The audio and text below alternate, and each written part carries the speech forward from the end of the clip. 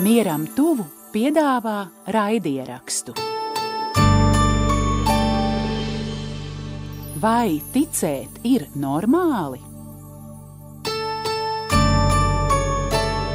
Kā šodien ticēt? Kā šodien lūgt?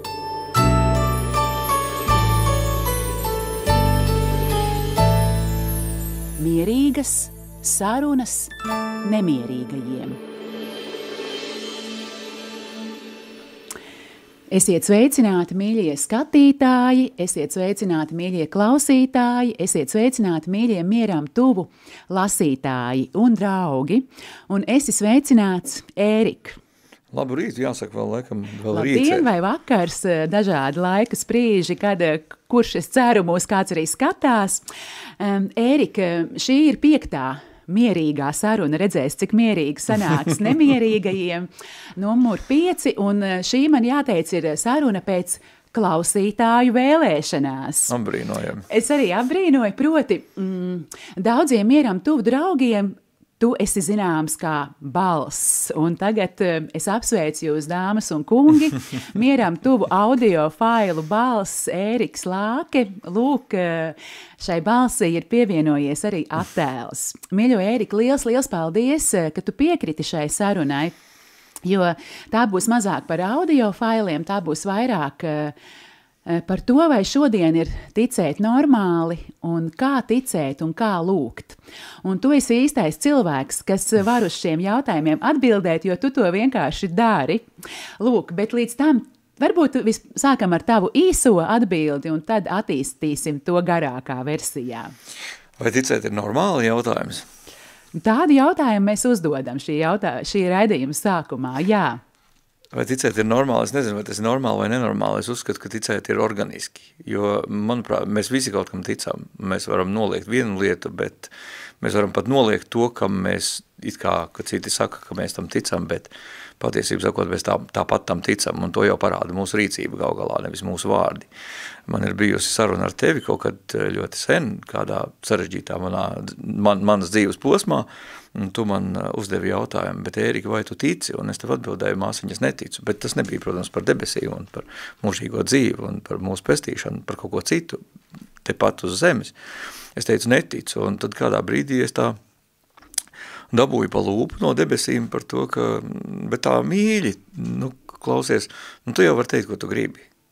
Tu vari teikt, ko tu gribi, jo, ja tu dari, tu tici, tas apliecina. Tas, ka tu dari, tajā virzienā tu strādā, tas nozīmē, ka tu tici, un tavi vārdi nenosaka neko. Un debesīs par to, mēs bieži vien nodeklarējam vienu, otru, trešo lietu, bet patiesībā sakot, svarīgākais ir galu galā mūsu darbi. Tas ir tas, kas faktiski arī definē to, vai mēs ticam vai neticam, un kā tad galu galā mēs ticam. Kā mēs rīkojamies, tā mēs arī ticam. Tas ir skaidrs, jā. Es tev piekrītu, ka jautājumā nav īsti ietverts, kam ticēt ir normāli, bet skaidrs zinot mieram tuvu un tomēr to mūsu virzienu, ka tas, ko mēs cenšamies darīt klātesošu šajā nemierīgajā pasaulē un pasaulē, kas ir, teiksim, nav Dievam vistuvākais brīdis, ja?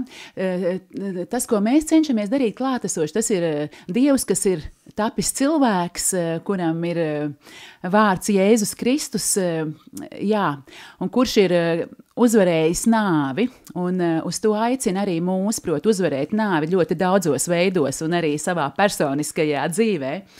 Lūk, un tad jā, par šo vai šodien, kad, rekur cilvēki cits citam met uz galvas bumbas, kad mēs ticam tam, kas mums ir makā uz konta un skapī un tam līdzīgi, vai šodien ticēt šim Dievam, kas tapa cilvēks, ir normāli. Bet līdz tam tiksim, mīļo Ērika. Es gribu tomēr sākt ar to, kāpēc tu esi uzaicināts šodien uz sarunu. Es gribu sākt ar komplimentiem tev un komplimentiem Dievam par to, ka viņš mums ļāva satikties. Un tas bija, ja tu man pirms sarunas atgādināji, izrādās tātad 2005. gada rudens. 2005. gada rudens. Mums bija mieram tuvu birojas Klostera ielā 4 Vecrīgā, 3. stāvā. Un kādā dienā, tātad tas bija rudenīga diena, pieklāvēja mums pie durvīm kāds un iebrāzās, un tas bija tu.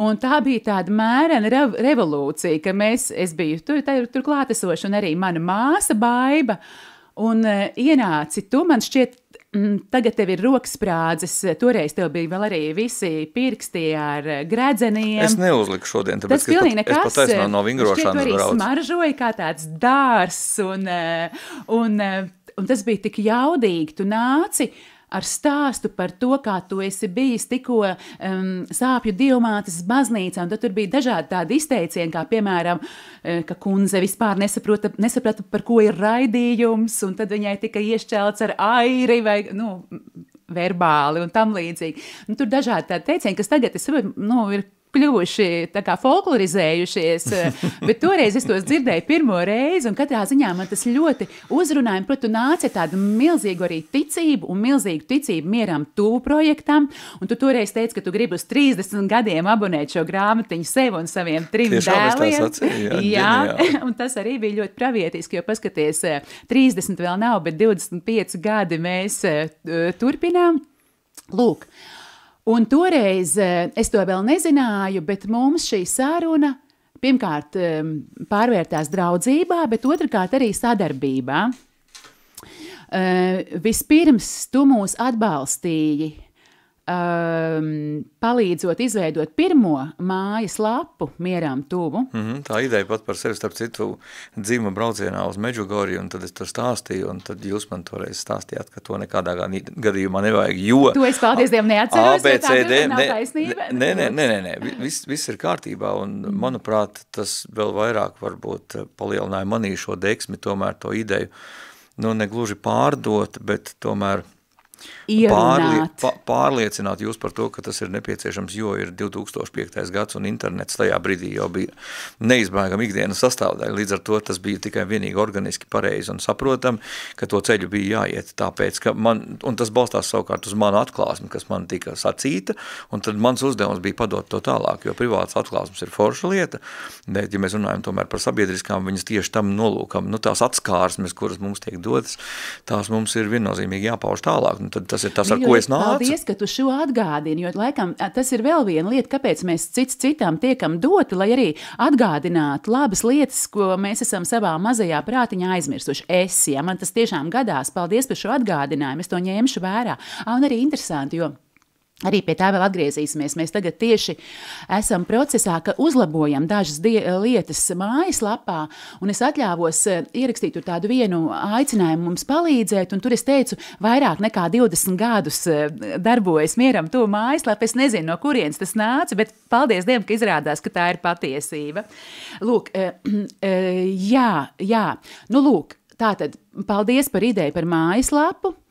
Un tad pienāca tas brīdis, kad tu tajā iesaistījies par visiem 100%, atgādina arī to, kad tas notika, proti, kad dzima Mieram tuvu tekstu. Nē, audio faili. Vai mums tur tāds garš un brīnišķīgs stāsts par to tēmu, laikam mēs nevarēsim iziet cauri pilnīgi visam, bet... Visam nē, bet ieskicē. Tas savukārt dzima 2011. gada pirmajā sestdienā, naktī no sestdienas uz svētdienu, kad mēs braucām mēs tajā laikā braucām kopīgos svētceļojumus ar autobusiem, un,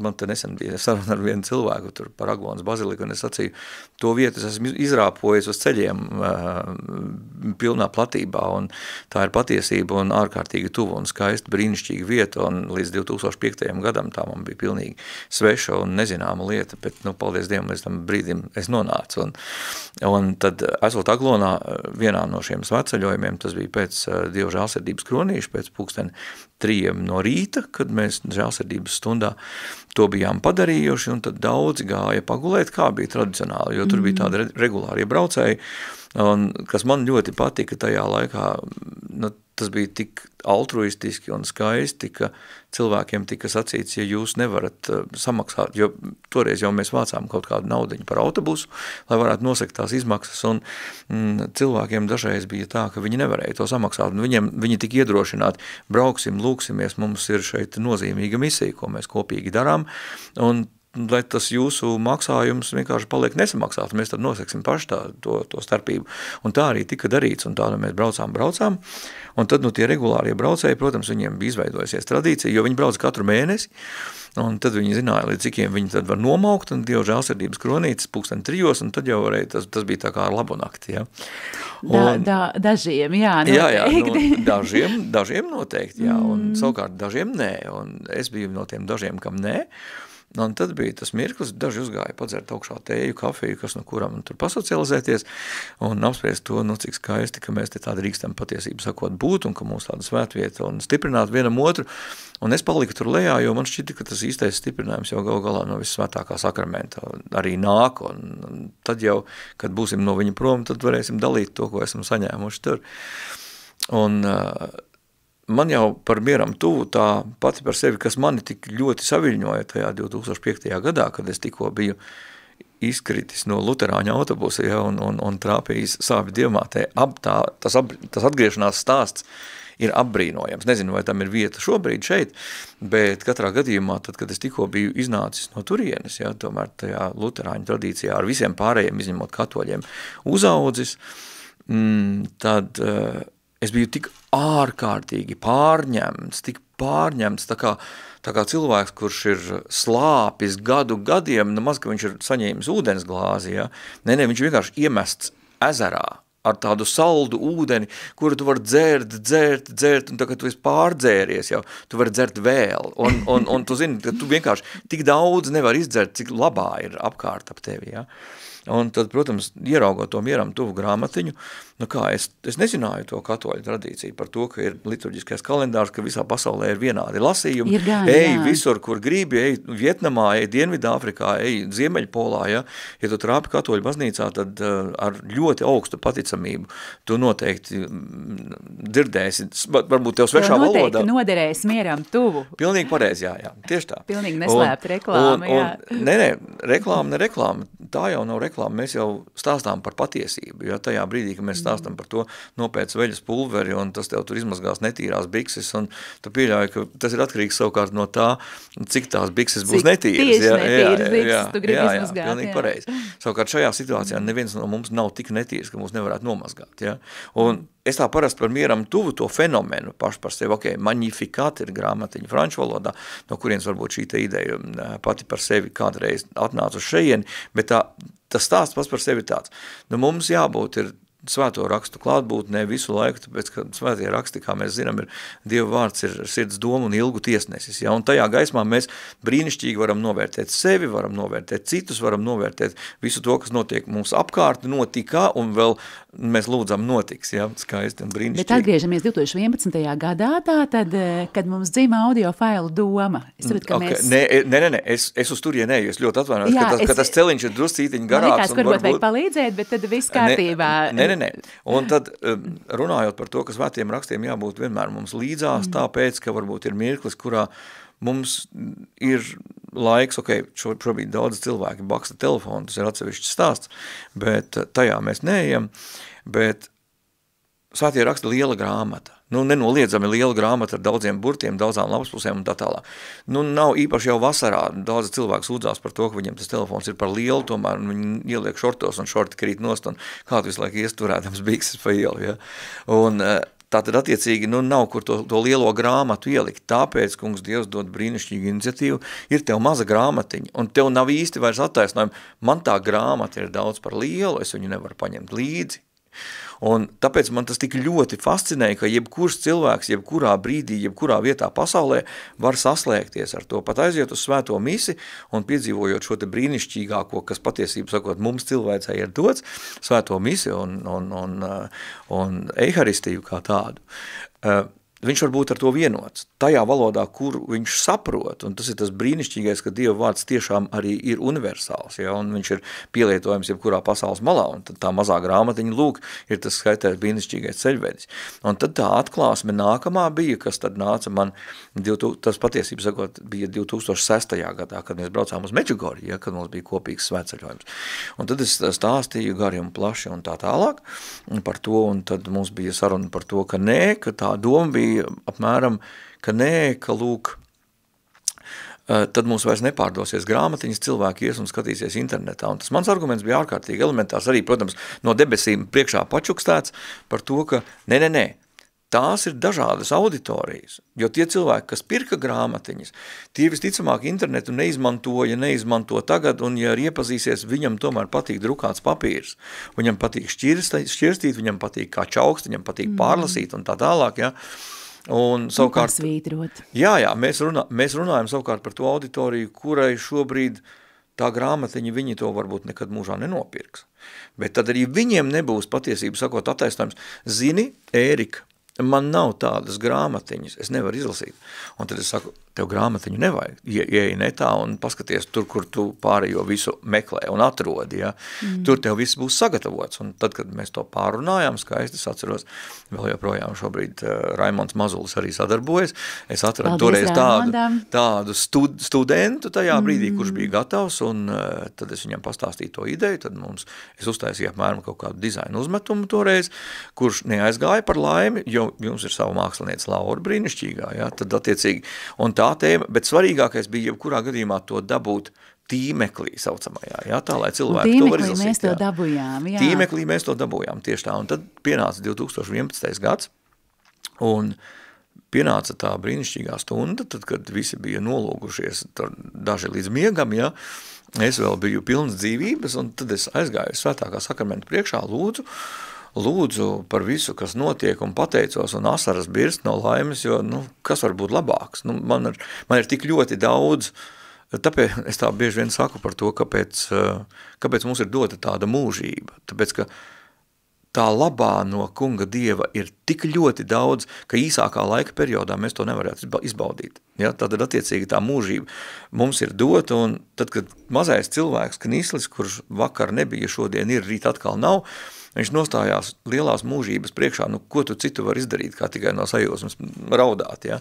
Un tas ir tas, ko es tur darīju, un tad tāda maza ekskursija cauri šim te skaistajam stāstam. Mūsu pirmā tikšanās, mana milzīgā sajūsma, mieram tuvu grāmatiņa. Es toreiz aizgāju patiesību sakot pie jums, es prasīju, kas to dara? Un tad man teica, tur divas tādas dvīnes, ja, un mēģināju kaut kā jūs tur iepārdot. Es teicu, man vienalga, man nevajag oficiāli iepazīstinās, vienkārši kurņām birojas. Es kā jau pustraks cilvēks, es šāvu uz turienu, un tad mēs satikāmies, un tad sajūsma bija arī no manas puses, jo es kaut ko tādu tiešām savā dzīvē nebiju saticis, ja. Un turklāt vēl piedot duetā, un tas bija grandiozi, ja. Lūk, un tad, man tā visa ir tik ļoti, ļoti daudz, un tagad mēs tā pāršķirstam. Kungs Dievs man vedu cauri tādām skaistām, tādām plašām pļavām un atmiņu ziedošiem mirkļiem. Tas viss smaržo, tas viss ir tik bezgalīgi skaists un iedvesmojošs un piepildošs.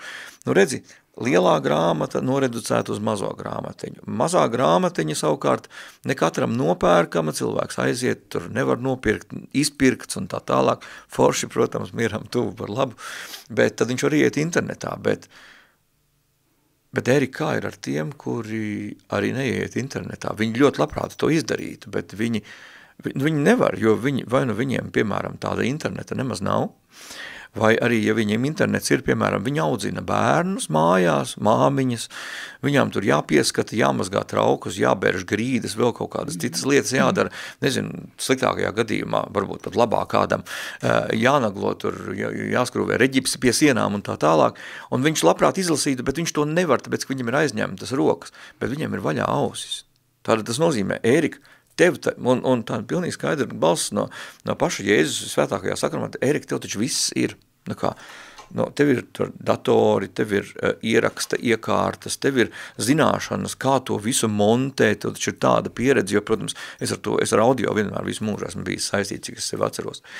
Un tev ir apkārt cilvēki, brīnišķīgi mūziķi, tu esi pats tik ļoti debesu apdāvināts attiecībā uz absolūto dzirdi, uz muziku, uz tādu paranormālu muzikalitāti, un tev taču viss ir, ej un dari, tev ir lasītāji, tev ir dziedātāji, tev ir mūziķi, ej un dari. Psalmi jums tur sarakstīti pašiem savi tur kaudžu kaudzēm, ja, tikai ņem un ieskaņo.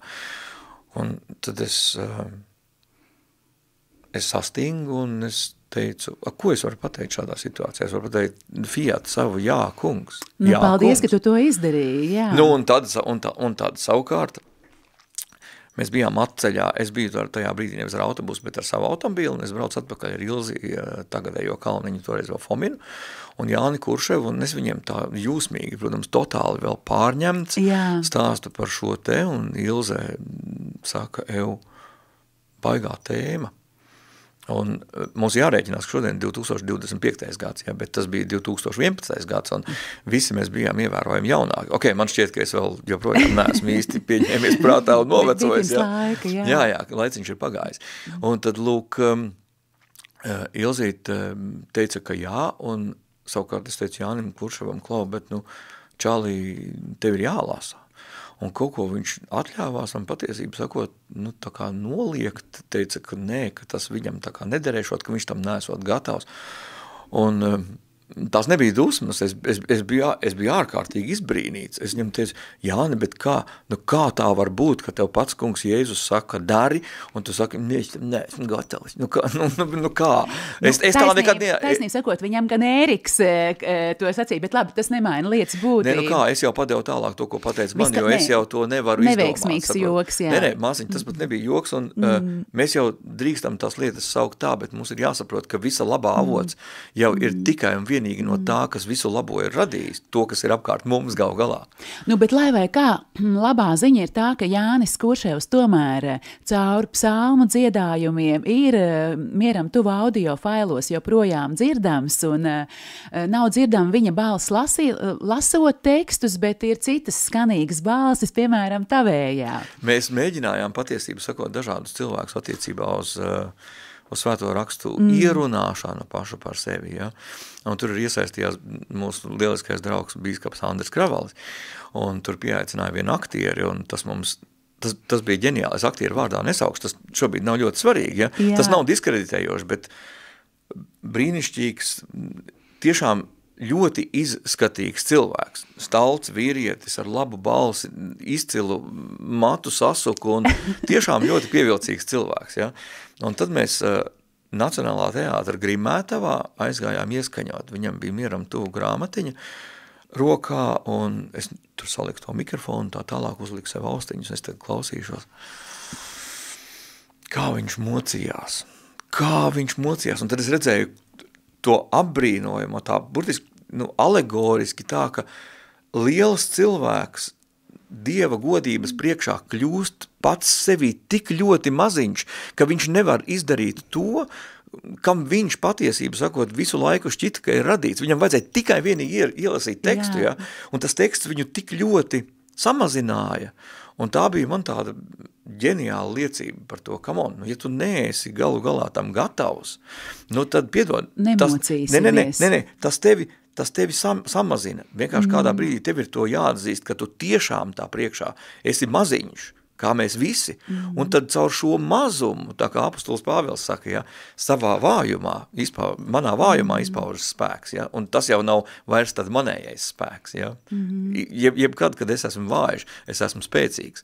Un tad caur to mēs kļūstam mazi un atgriežamies atpakaļ pie tālākās tās attīstības, un tad joprojām šobrīd skan ēterā gan Radio Marija, gan arī noklausāms mieram tuvu lapā, ieskaņojumu seriāls vēl no 2011. gada. Tā kā atkārtojas tie psalmi, es drīkstu tos atkārtot, izmantot, un tur ir ļoti dažāds tas izpildītāju sastāvs, ja? Un cauri laikiem tas ir bijis, tas ir drusciņi pamainījies, un šobrīd aktuālis psalmu ieraksti nenotiek, kaut kā mēs esam runājuši, ka to vajadzētu izdarīt, bet man tā galerija ir milzīga. Man šķiet, ka 2 gadus no vietas skandināt psalmus Radio Marija. Ja? Bet varētu piepildīt ēteru, jā. Pats svarīgākais ir tas, ka šis projekts ir, manuprāt, ļoti labi attīstījies ar to, ka tas kvalitatīvi ir. Ja es, piemēram, paklausos aizpagājušā gada materiālus, kur ir tie paši lasījumi, kas šajā gadā.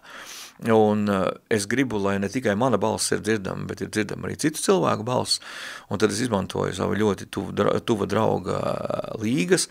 Jau Kušneres balsi, tas ir atsevišķi garš stāsts, bet katrā gadījumā viņai tā līdzdalība tajā projektā patiesību sakot pēc viņa vīra pēkšņās galējā nesagatavotībā esošas nāves bija, ja es tā drīkstu izteikties, terapeitiski, protams, pats labākais, kas var būt. Jā.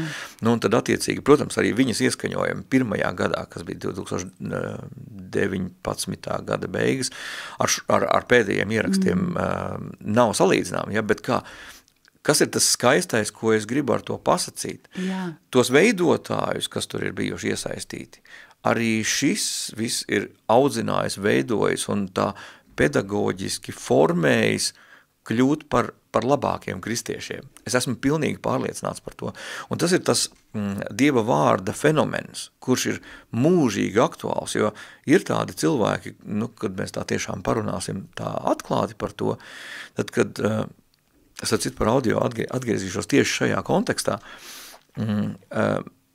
mēs lasām kaut ko svētajos rakstos vai kādu svēto dzīves aprakstā, un mēs secinām tādu interesantu lietu, ka tas, kas tiek izlasīts, ir ļoti lielā mērā atkarīgs no tā, kādā attīstības fāzē vai stadijā mēs tajā brīdī esam. Ko tu esi gatavs izlasīt? Jā, tieši tā, ko tu uztver, ko tu pieņem kā savējo, ko tu tiešām, saprast, mēs daudzas lietas nevaram, svarīgi ir pieņemt, un tas ir tas, ko tu esi gatavs pieņemt.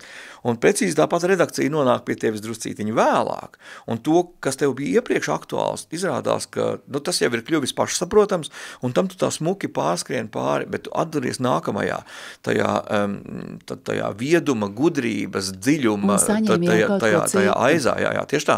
Un tad tev tas ir aktuāli, tāpēc, ka tas, tavā dzīvē, tavā attīstības stadijā tajā brīdī ir ārkārtīgi aktuāli, jā. Un bija kāds gadījums, un tas bija tas gadījums, kad mieram tuvu audio lasījumi vēl bija klausāmi, viņi tika sūtīti kaut kad, man šķiet, varēja pieteikties. Kaut kā tam līdzīgi tas bija. Iespējams, kaut kas bija arī tāds posms, jā. Un es adminam Raimondam uzdevu kādā brīdī jautājumu par to, cik tad ir pieteikušies un tā tālāk, jā. Un man tas pats par sevi, tas periods bija tāds diezgan sarežģīts un grūts, jā. Ne tā ticības jautājumos, bet visapkārt bija dažādi tur notikumi dzīvē, kuri to dzīvošanu padarīja drusceņi, sarežģītāku. Izaicinošāku. Jā, tas viss ir kārtībā, jo caur to arī mēs, protams, augam. Un es tā aizgāju līdz Magdalēnai, tas arī bija, ja nemaldos, tāpat 2:00, es tur ietrāpījos pēcpusdienā, un neviena cilvēka nebija, visvētākais sakraments, protams, atsekts, un mēs visi pie tā varam nonākt, un es, protams, to izmantoju priecīgi. Un tad es tā palūdzos un pasacīju, kas man tur sakāms. Es gan parasti neeju nekad un nesaku, kungs Dievs, man tur ir saraksts dod. Es laikam bieži vien saku, kungs Dievs, tavs prāts, lai notiek, un es vairāk kavējos pie tā, par ko man ir tāda sajūsma un par ko es esmu tik bezgalīgi pateicīgs, jo man jau šķiet dažkārt, ka es nogurdinu kungu Dievu. Labi ir tas, ka viņš negurst no tā, ja? Jā. Un turklāt, piedod, katram cilvēkam ir iespēja to izdarīt, un arī tad viņš nenogurs, ja? Viņš pat gaida, tāpēc, ka tas galā vajadzīgs ir viņa dzīvajai radībai katram no mums. Un tad es aizgāju, savukārt tur ir Fatimas Dievmātes, tā skaistā svētbilde, es aizgāju uz turieni. Man ar Dievmāti ir īpašas attiecības, jo es ļoti mīlēju savu māti, un viņa ir debesīs, un viņa rūpējas par mani iespējams labāk nekā viņa, vēl labāk, nevis labāk, bet tāpēc, ka iepriekš nebija labi, vēl labāk nekā viņa rūpējās par mani, esot man šeit dēlam zem šīs saules, un viņa esot mātei zem šīs saules. Un tad attiecīgi man tāds pienākums aiziet pie Dievmātes un pateikt viņai lielu paldies, jo galā caur viņu arī mēs esam saņēmuši pestītāju. Un es dažkārt nesaprotu, kā var uz to paskatīties, kā uz vienkārši parastu sievieti trauku, kurā, tā teikt, tiek pasniegta putra, apbrīnojam. Ja? Un tad es aizgāju līdz Dievmātes svētbildei, kur viņa tur redzam uz koku, uz tā mākonīšu un 3 bērni. Fatimas tas stāsts, protams, arī fascinējoši, bet to, lai katrs iepazīstās viņam labā laikā. Un es tā nometos uz ceļiem un tur pasaku, kas man tur sakāms Dievmātei, un tagad ceļos kājās un pienāk klāt viena sievietīte. Sievietīte, kur, protams, es zinu, pēc vārda nezinu, bet mēs tā kā redzamies svētajā misē ik reizes. Un viņa kaut kur bija sadzirdējusi, ka man ir tieši sakars ar audio lasījumiem.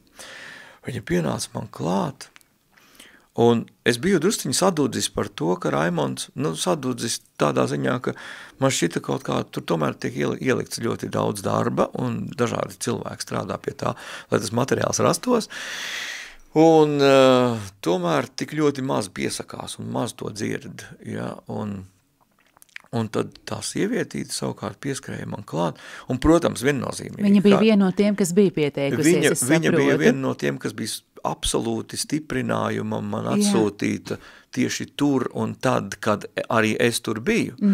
Un, man nebija tāda doma, tagad visu to jāliek pie malas apmēram, tad to nevienam nevajag, ja, es esmu saticis brīnišķīgus poļu priesteris, kur saka, ja esmu es un vismaz vēl viens baznīcēns, ja, tad es svinēšu svēto misi 7:00 no rīta -20 grādos. Ja, un arī šo priesteru vārdā nesaukšu, ja, bet tas ir pamudinājums mums visiem. Arī tad, kad mums šķiet, ka no tā nav nekādas jēgas, paskaties druscītiņ dziļāk, ja, jo tu nezini, no mazas sēkliņas var izaugt milzīgs koks, ej un ieliec to sēkliņu. Tas nekas, ka tu viņu tajā kabatā esi varbūt pat pazaudējis. Ja, uzmeklē viņu, ja, neatmet ar roku. Aizēj un iesēj viņu, un pēc tam uztic to tālāk kungam Dievam. Bet, lai tu savu daļu esi noteikti paveicis un izdarījis, jo citādi, piedod, tev kādā brīdī prasīs, tā sēkliņa, ko tev devu, tā bija man par mazu, lielais cilvēks, piedodēji pastāv kaktā padomā par to, ja. Un tā tad pienāca tev sieviete? Sieviete pienāca klāt, ja, un viņa man saka, Ērika, kopš es atklāju šos te audio lasījumus, Un tur savukārt piepildījās tas, ko man sacīja kungs Jēzus no visvētākā sakramenta toreiz Aglonā. Lūk, ir cilvēki, kuri labprāt izlasīti, bet viņi nevar, jo viņi kaut ko dara, un viņi strādā birojā, bet viņai attiecīgi tur sava istabiņa ir, savs kabinets, kā latvieši to smalki sauc, ja? Ministriem arī ir kabinets, es dzirdēju.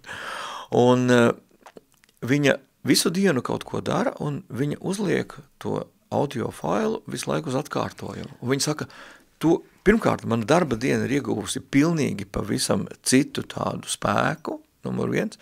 Es tajā klausos, tas mani paceļ, tas mani dzen uz priekšu, es ar milzīgu prieku daru to, kas man bieži vien prieka nesagādāja, jo man šķiet, ka kaut kā tas mani tā nes cauri dienai. Plus vēl, tas, ko es dzirdu no rīta, ir pavisam kaut kas cits, ko es dzirdu vakarā, kaut gan man iet cauri viens un tas pats. Un vienlaicīgi tas cilvēks to apcer, kas tur skan. Un, protams, kā ir tas darba ritms, un tu pieslēdzies kaut kam citam, tu koncentrējies. Es tiešām nezinu, ar ko viņi nodarbojas, bet tas man tajā brīdī vairs galīgi nebija būtiski. Un tad viņi to pateica, un viņi paveida savu rindkopiņu, viņi pasmaidīja uz mani tādām siekalēnām, asarainām acīm, paskatījās uz mani, un es biju tā satvērusi manu augšdēlmu, tā stingri, un tad viņi aizgāja. Un tad es paliku tur viens pats. Es negāju prom, es tad gāju vēlreiz apakaļ uz soli, un tad es izbimbājos un pateicu kungam Dievam paldies par tādu neticamu. Ja? Es pat nepaspēju sākt īsti gausties, un tur ņergāties, ja? Ej un dari, ej un turpini darīt to. Tev jādara to pat tad, ja tev neviens nav pateicis, jo ja tev to ļauj darīt, un ja tu kaut drusciņi ar vienu mata galu uztver to tā, ka tas ir labs, tici man, šeit ir vēl 8 miljardi cilvēku, kādam noteikti to vajag. Tev neļaus darīt. Latviski mazliet mazāk runā, bet joprojām ir materiāls, kas var klausīties arī latviski šo audio failu. Mēs jau nezinām, kādas nacionalitātes cilvēks smaržos no tās puķis, ko mēs esam iestādījuši, saprot. Arī taisnība. Katrā ziņā, atgriežoties, ko mēs šeit darām, tātad mierīga saruna nemierīgajiem par to, kā ticēt un kā lūgt šodien, un mēs no Mieram tuvu puses ar tevi, Ērika, priekšgalā kā vienu tādu instrumentu piedāvājam arī Dieva vārda konkrētajai dienai ierakstu audio formātā. Un bija cilvēki, kas pirms šīs sarunas jautāja, ka viņi grib redzēt, kā izskatās Mieram tuva audio faila balss, tad savukārt iespējams tagad ir citi, kas skatās šo attēlu un domā, bet kā tad īsti izklausās šis audio fails, pirmo reizi dzirdu par šādu parādību.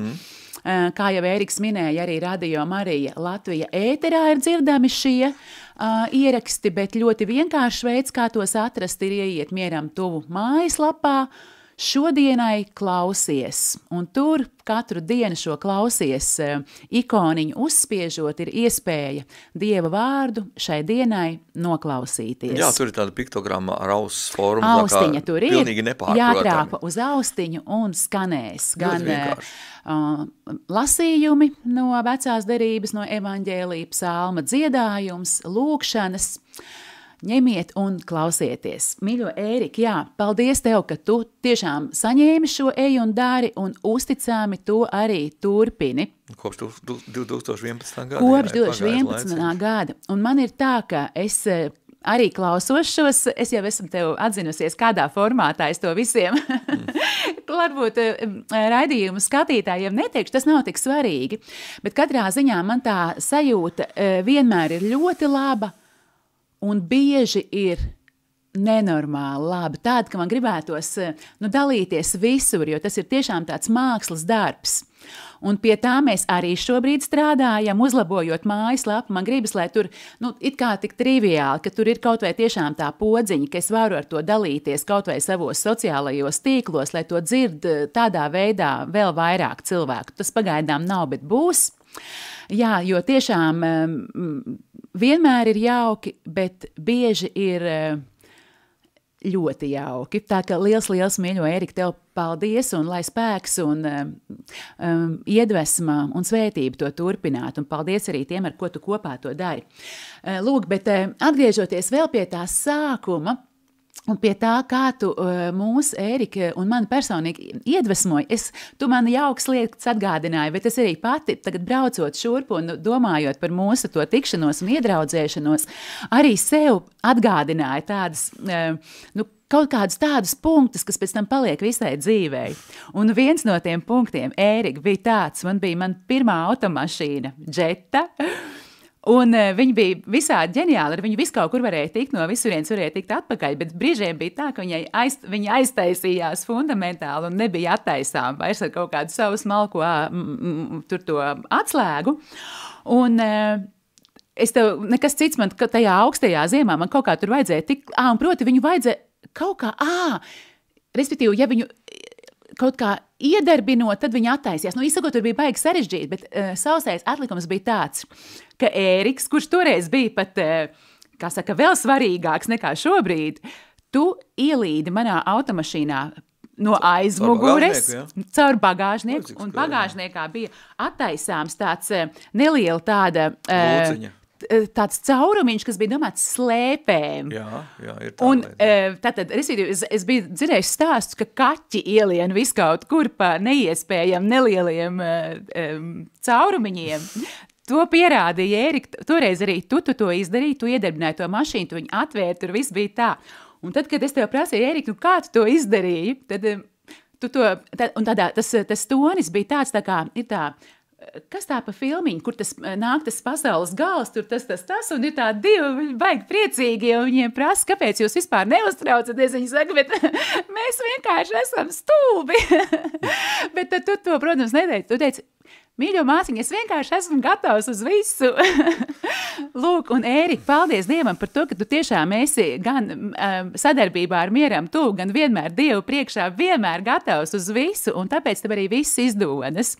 Lūk, tāds mazs atgādinājums. Šo es godavāts esmu izdzējis, laikam man tas ir bijis tik ļoti pašsaprotams. Tāpēc, ka tā ir tā ikdiena, ka tu esi gatavs uz visu, noteikti. Un tu visur ietiecies un cilvēkus atpestī no ļauna tā, kā tu to vari, ja? Bet, lūk, un otra epizode, kas ir tā kā sērijās, vienmēr es uzrunāju Ēriku, tad, kad man kaut kas notiek dramatisks attiecībās ar datoru, jo, labi, maz par to, ka proti, tajā virknē, ko tu dari ģeniāli, ka tu runā visās svešvalodās, ko tu zini bez akcenta, un tu komponē un izpildi mūziku, lai gan tev nav muzikālās izglītības, ja es pareizi saprotu, tā ir vienkārši tev dāvana. Un tad trešā lieta ir tiešām, ka arī klēpju datoriem tev nav nepieciešama pēle, tu vienkārši zini visas kombinācijas, kā kaut ko ieslēgt vai izslēgt. Tad lūk, kaut kādā reizē es biju ne vairāk, ne mazāk izslēgusi to peli, kas, nu, proti,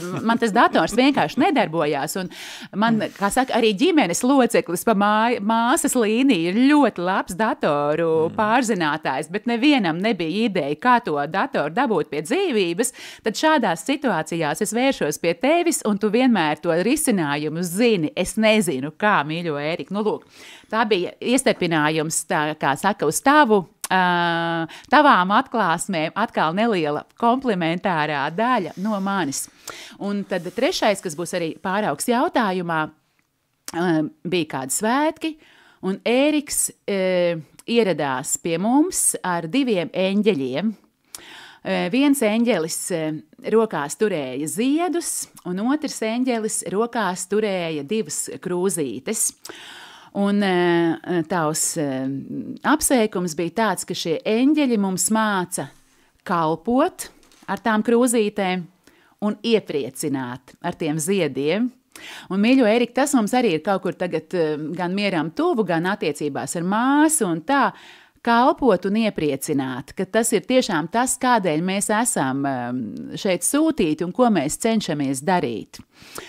Un tā arī jautājums, mīļo Ērika, kalpot un iepriecināt, vai pa šiem laikiem ir tev nācis kāds vēl labāks moto, vai tu turies pie tā paša? Tie moto ir, Dieva vārds ir dzīvs un iedarbīgs, tur to moto ir tik ārkārtīgi daudz un svētais gars runā. Un tik daudzos dažādos veidos mēs varam noklausīties brīnišķīgus sprediķus. Pilns YouTube ir ar absolūti ģeniālām uzrunām. Mums tikai ir jāgrib, mums tikai ir jāmeklē, mums tikai jājūt šo te izsalkumu un mums jāsaprot, ka mēs it kā zinām ļoti daudz un tajā pašā laikā mēs daudz vairāk nezinām. Un tas attiecas uz tādām vienkāršām empīriskām lietām, bet vispirmām kārtām tas attiecas uz visu redzamo un neredzamo lietu radītāju. Ja? Un tās jau ir tās iedvesmas, kas gal galā mūs visus stumj uz priekšu un liek mums spērt šo te skaisto soli iet un darīt un kalpot un iepriecināt.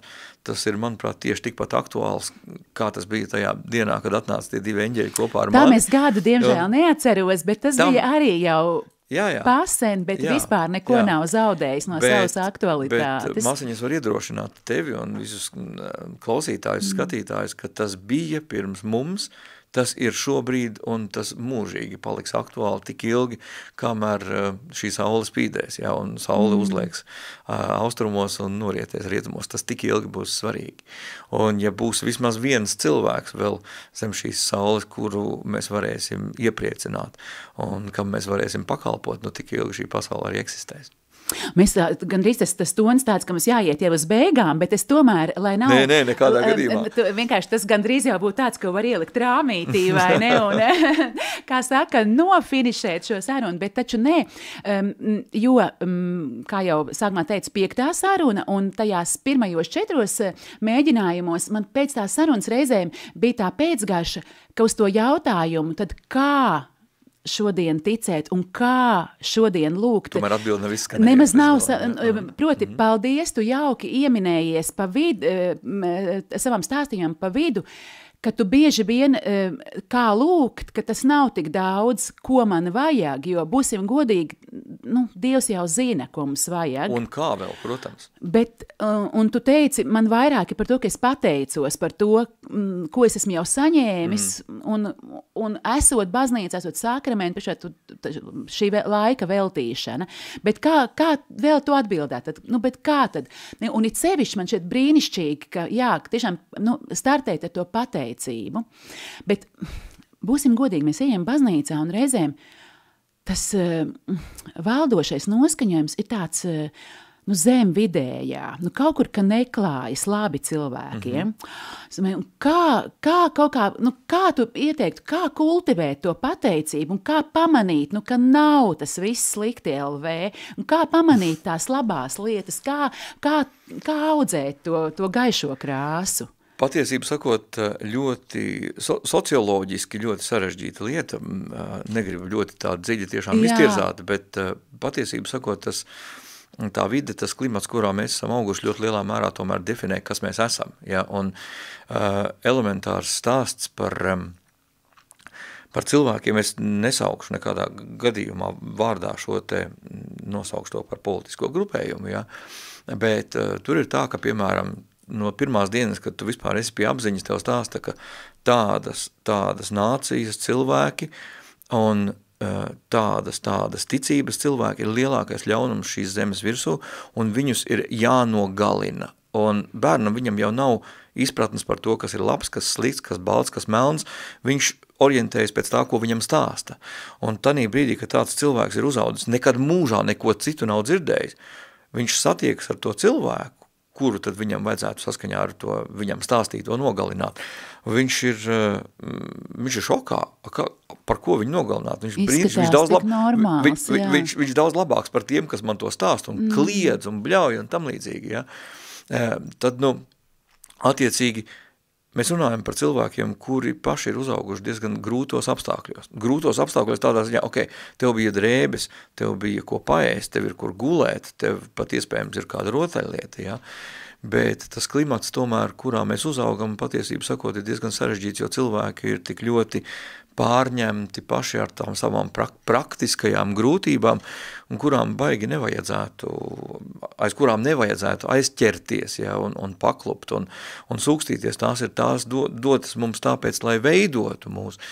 Un savukārt līdz tam arī jānonāk, ka mēs zinām tikai vienīgi to, ka viss ir ļoti grūti, tad, protams, cilvēki ķeras pie, viņi to visu ir saņēmuši, un viņi tagad nāk pie Dieva tādā pārprastā formātā, man teica, ka tu mani glābsi, reku viss mans tas draņķis, kas tur man velkas līdzi, ja, ko es esmu, kas manī ir ieaudzināts, ja, tagad man teica, ka tu glābsi, ņem glābi, ja, un tad cilvēki gaida brīnumu attiecībā uz viņiem pašiem, un tad viņi secina, tas brīnums nenotiek, es tagad esmu uz Dievu apvainojies, jo izrādās, ka tā nav patiesība, ka to problēmu nemaz tagad tā kungs Dievs neatrisina. Tas nav tā kā nogriezt nagu. Tas ir ļoti vienkārši.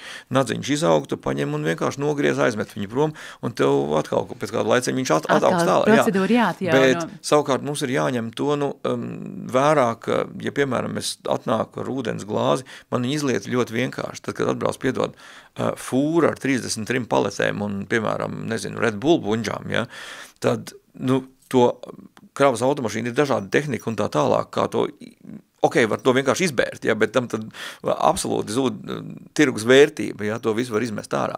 Tad tas nozīmē paiet laiks, kamēr to izkrāmēt, un jo ar lielāku nastu to aizēja, jo vairāk laika tev vajag, jo kungs Dievs jau to varētu paņemt tādā veidā nost.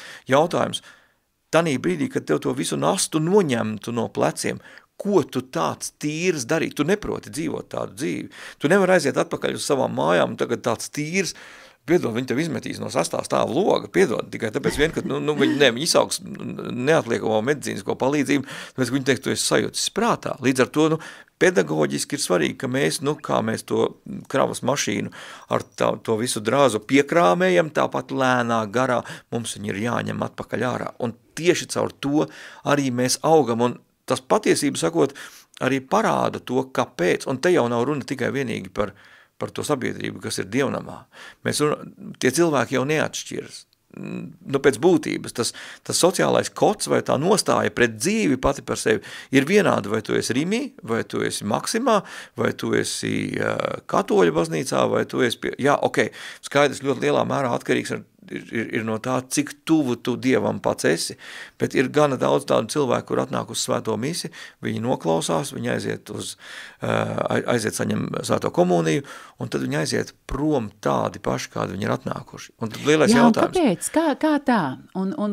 Proti, respektīvi, cik ir no Dieva un cik ir no mums, kā tu teiktu? Es saku, ka, kā mēs varam vispār varam vainot? Protams, tas ir retorisks jautājums, jo tieši par to ir runa. Vai arī tas pats par ticību, ka skaidrs, ka ticība tomēr ir Dieva dāvana. Tā ir dāvana. Kādam vienkārši iekrīt klēpī, es nezinu, piemēram, respektīvi cilvēks tiek izdziedināts no vēža, vai rekur bērniņš teju iet bojā, viņu atdzīvina, tur ir jābūt visiem iespējamiem smadzeņu bojājumiem, tomēr to nav. Mēs visi lūdzām, mēs saņēmām, un skaidrs, viņi saka, kā lai es neticu, protams, ka es ticu, mēs lūdzām, mēs saņēmām. Un paldies Dievam, un es pilnībā ticu, ka šie un tāpēc, ka par šiem brīnumiem ir jāstāst, jo šie brīnumi nenotiek tikai šai ģimenei, tie notiek visiem. Bet ko ieteikt tam cilvēkam, kurš lūdzās, bet viņš, diemžēl, viņa vecāks netika izdziedināts no vēža, diemžēl viņš lūdzās ieņemt bērniņu, viņš neieņēma, viņš lūdzās pēc mīlestības, viņš to vienalga, ja? Un ko ieteikt tam cilvēkam? Jautājums, manuprāt, ir galēji privāts un tajā pašā laikā ļoti sarežģīts, jo tas tomēr ir tavas gribas lēmums, ko tu ar to iesāc. Un zini kā, atvainojies, tev uzdevu jautājumu, bet es vienkārši, un es kaut kad par to domāju. Jā, un man tad likās, ka viena no tām atbildēm ir, ka nedod Dievs sākt sevi salīdzināt ar citiem. Proti, un arī kaut kā pirmkārt nesalīdzināties, proti, respektīvi, vai tev tāds ķobīts, vai tev spainis piepildi to savu trauku ar mīlestību, kā tu vari, tas ir viens, bet otrs arī, ka, jo, kā saka, kas ir tie tavi talenti? Neieslēp zemē, bet ļauj, ka tie pavairojas, vai ne? Un man bija kaut kāda vēl viena kolosāla doma, to es aizmirsu, bet kamēr tu runā, es noteikti atcerēšos. Lūk, es varbūt piemetināšu to, ka mēs visi esam ļoti dažādi, un tur ir gara polemika par to, kāpēc tad mēs esam dažādi. Es mēģināšu to noreducēt savā izpratnē, kā Lūdzu. Tas ir. Mēs visi nākam no debesīm absolūti tīri, pilnīgi nesabojāti. Skaidrs, protams, pirmdzimtais grēks un tā, un tur ir ļoti daudz, kas nāk arī mums līdzi pa ciltskoku, un ko gribu pasacīt, svarīga lieta, kas mūs tad galu galā padara atšķirīgus, un grēks ļoti smags vārds, daudziem cilvēkiem nepatīk šis vārds, un tās ir mūsu nepilnības, teiksim tā, un tās ir mūsu gara nepilnības, kas padara mūs atšķirīgus, un tad mums ir nepieciešams ar šīm te nepilnībām mums tās ir jāatzīst, tas ir viens, un tā kā mēs esam atšķirīgi, mums arī ir atšķirīgas vajadzības. Tātad mēs zinām ļoti labi, aizējam uz aptieku un tur ir siena ar zālēm, ja, un katrai no zālēm ir noteikts pielietojums. 4 sienas ar zālēm. 4 sienas, piedod, jā, tieši tā. Un katrai ir savs pielietojums no tām un dažādas diagnozes. Tātad slimība tāda, tātad vajadzības ir tādas, medikaments ir tāds, triviāli, man tā tēma pat par sevi ļoti nepatīk, bet tas ir faktiski, tas copy-paste, kā es redzu cilvēka veidošanos, jo tās musējās, tās gara nepilnības, tām arī ir noteikti līdzekļi, kā tās dziedināt. Jā, kā no tām atbrīvoties, kā to visu reducēt, kā neutralizēt. Un savukārt ar to pašu ārsta apmeklējumu, lai tu varētu aiziet pie ārsta, tev no sākuma ir jāsaņemās drosmes atzīt, ka tev tā ārsta palīdzība ir nepieciešama. Lūk, un, es skaidroju tādās triviālās formās, un tomēr, lai cilvēkiem tiešām būtu tas saprotams, un, ja nesaprotams, tad pieņemams, jo tās konstrukts pats par sevi, taču ikdienā ir sastopams, ja arī tu pats tā nedari. Piemēram, kā manā gadījumā, man tur ir kaut kādas nominālas problēmas ar veselību, es pie doktora neju, tāpēc, ka es to nesu līdz mirklim, kamēr es aiznesīšu arī pie doktora. Un tad viņam tur būs cirvītis un zāģītis, un gan jau viņš to jautājumu Dieva žēlstībā atrisinās. Bet vienmēr rezervējot tiesības uz to, ka tas varbūt manu problēmu neatrisinās. Un te ir tāpat, tu ej ar to savu vajadzība, tev jāatzīst, ka tev tā vajadzība ir, un tev jāiet ir pie kunga Dieva un jāsaka, man ir tāda vajadzība, tev pašam ir jāgrib to problēmu risināt. Nes viņu priekšā, tu nezini, tu nevari izmērīt, tur nav ne kilogrami, tur nav ne kubiku centimetri, tur nav ne metri, tur nav nekādu mērvienību, ja, tad tu nezini, cik dziļa ir tā problēma tevī, bet tu apzinies, ka tev tā problēma ir, vai tā nepilnība.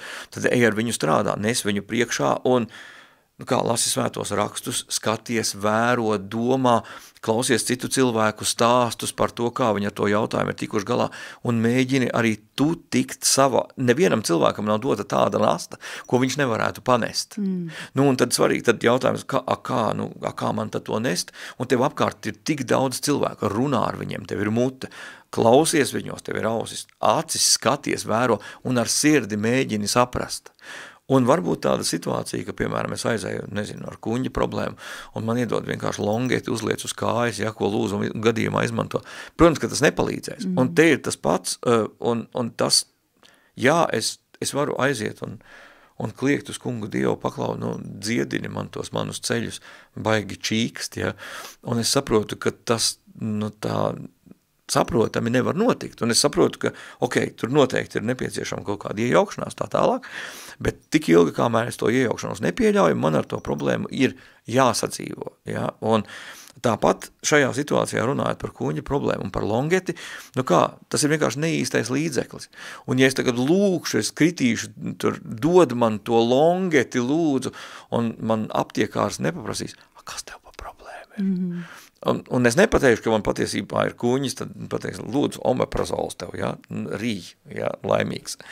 Viņš iedos to longeti, es aiziešu uz mājām, apsiešu ap kāju un gaidīšu, ka man pāries kuņģa sāpes, ja, un teikšu kungam Dievam, paldies par longeti kolosāli, ja, un izrādās tomēr man kuņģis nepāriet. Tad tas nozīmē, ka tā metodoloģija pat par sevi nav pareiza. Un ko es ar to gribu pasacīt, ka mēs ejam pie kunga Dieva un mēs viņam sakam, dziedini man no kaut kā, dod man to, atbrīvo mani no tā, vai saliec visu tā, bet tomēr mums ir jāsaglabā to pārliecību, stingru pārliecību, ka tas var nebūt tas, kas man ir vajadzīgs, jo es to savu problēmu, vai precīzāk, to problēmas risinājumu, es drīkstu nezināt, jo es esmu tikai cilvēks savā attīstības stadijā.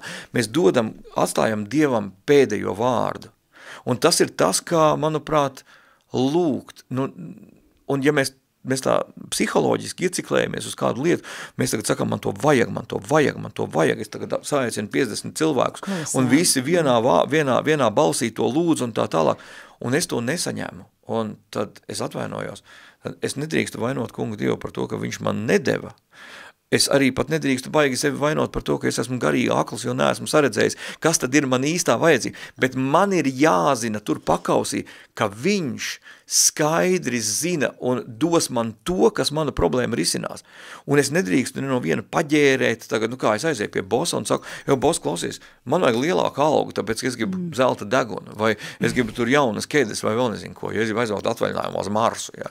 Viss ir kolosāli, brīnišķīgi. Un boss paskatās budžetā, viņš saka, klausies, dunduriņi, vēl nē, es nevaru. Nokapājam šito mēnesi, ja, paskatāmies, noslēdzam gadu vai šo ceturkstu un tā tālāk, un man tur ir viena ideja, pacieties drusciņi ar mani. Un tas taču var būt normāli. Un kā mēs, un tad es domāju, man tas darbs patīk. Man tur patīk tie kolēģi, un vispār kopumā man tie apstākļi galīgi nav slikti. Es paskatos uz citiem, kādos apstākļos strādā viņi, ja, un es varu uzskatīt sev par ārkārtīgi apžēlotu, ka man ir tāda vieta, kur nāk. Un es tam bosam pateikšu savā sirdī, labi, boss, es pacietīšos, pagaidīšu. Tagad ej pie Dieva, piedod, viņš daudz lielāks boss, viņš bija pirms tavs boss piedzima un paliks mūžīgi mūžos pēc tavs boss būs arī aizgājis, ja? Un tu pats nezinās, cik tu esi vecs un tā tālāk. Ja?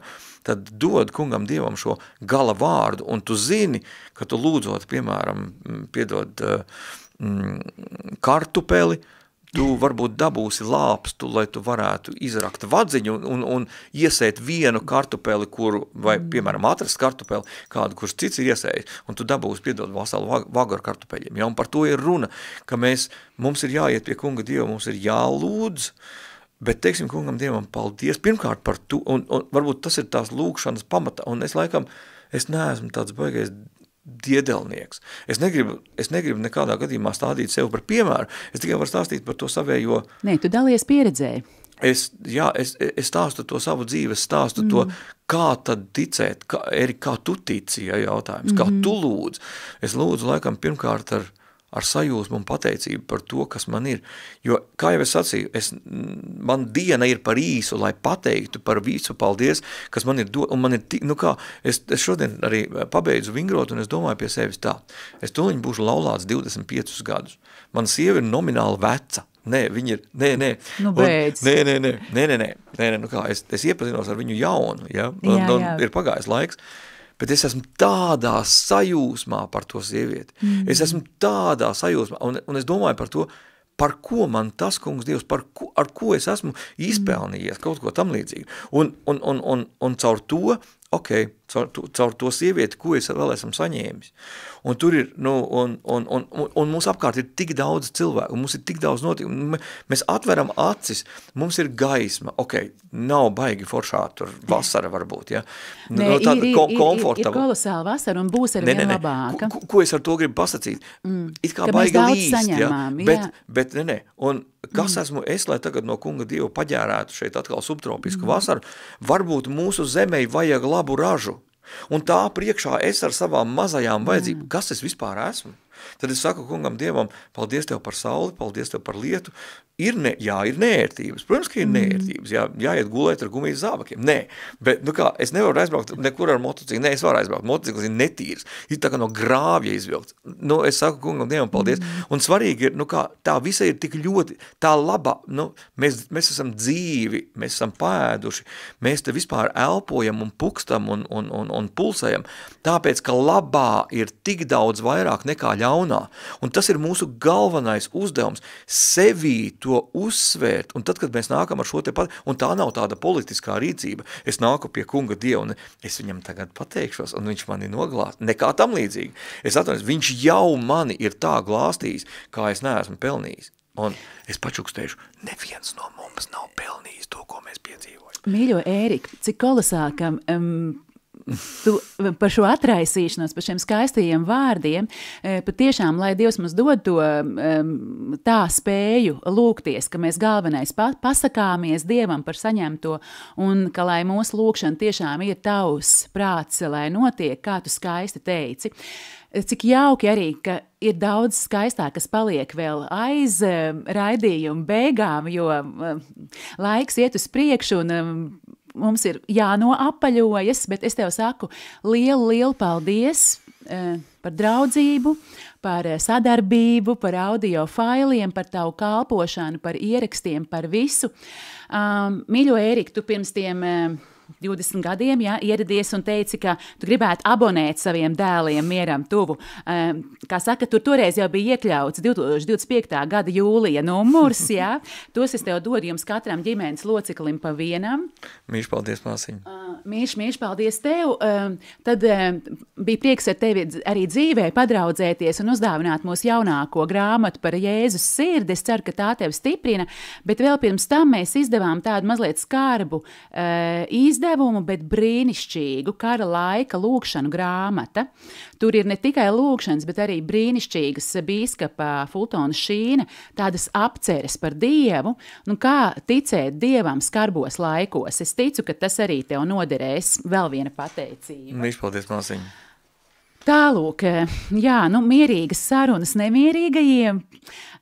Es ceru, ka arī kādam, kas skatījās un klausījās, patika vai noderēja, un es ļoti ceru, ka mums Dievs dos iespēju turpināt sarunāties gan dzīvē, gan raidījumos, lai tev ļoti svētīgs turpinājums visā labajā. Māsiņa, es ļoti pateicos, un paldies arī skatītājiem, ka jūs veltat laiku, lai uzzinātu kaut ko vairāk par to, kas ir vienīgais svarīgs, un caur to pēkšņi daudzas nesvarīgas lietas kļūst ievērojami svarīgākas. Klepus. Paldies, Mīšu. Paldies, atā.